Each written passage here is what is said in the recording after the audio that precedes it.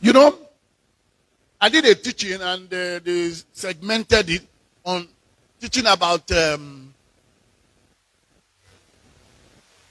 what's it called? Generational curse. Yes, generational curse. And then somebody sent me a message.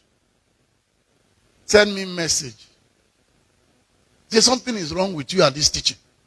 That's what he sent to me. He said, you don't know anything. Don't know anything. You know? At first I got upset, but I had to hold myself back. You know? So I said, and I had to reply.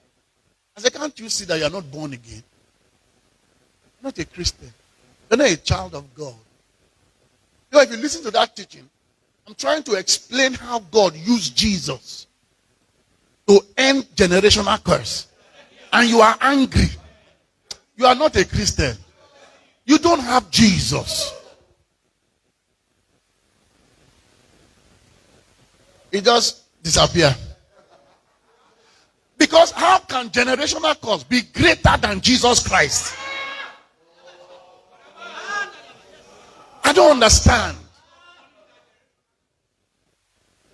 Look, part of the thing that really touched me about God ending generational curse was that Jesus had done everything he needed to do on the cross.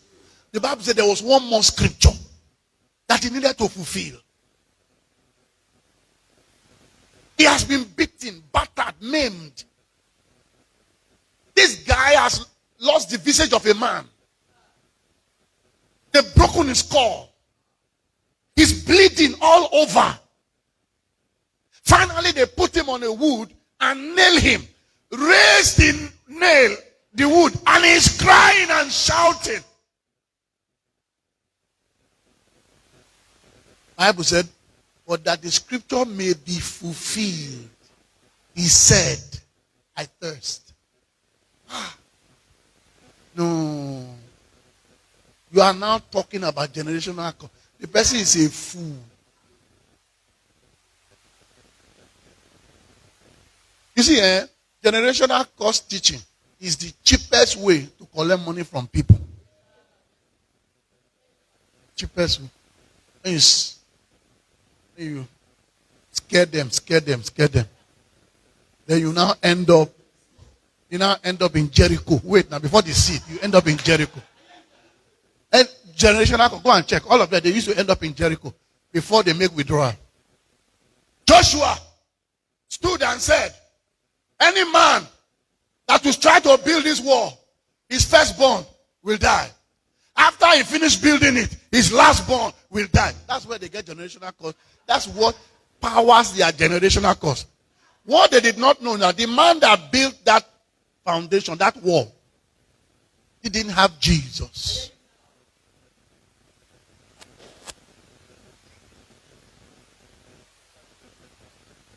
The man did not have Jesus.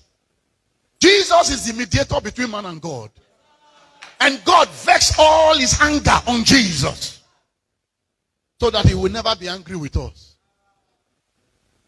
And he has sworn that he will never be angry with us. Did you hear what I said? From the day you became born again, God swore, I will never be angry with you. No matter how you are annoying me. I need to say that one again so that these religious spirit people, as they hear that one, can annoy them. God said from the day I got born again, he will never be angry with me.